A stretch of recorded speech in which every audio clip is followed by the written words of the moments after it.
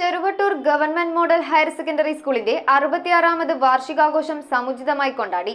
Tony coaster 2024 വാർഷികാഘോഷങ്ങളുടെ ഉദ്ഘാടനം Kothamangalam MLA Antony John നിർവഹിച്ചു.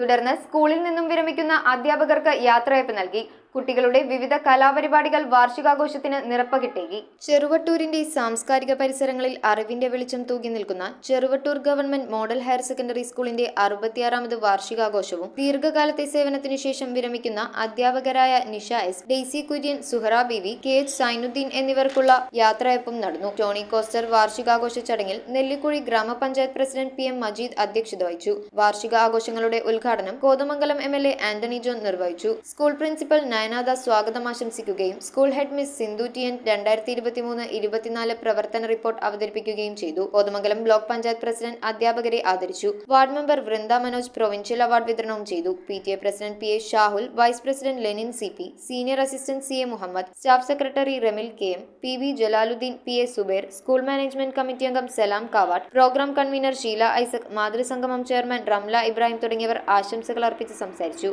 അധ്യാപകരായ സുമിമോൾ, ധന്യ, ജിൻസി, അനു, സ്വാലിഹ, അനീഷ് കുമാർ, രാജേഷ്, സന്ദീപ്, ജോസഫ് തുടങ്ങിയവർ പ്രവർത്തനങ്ങൾക്ക് നേതൃത്വം നൽകി.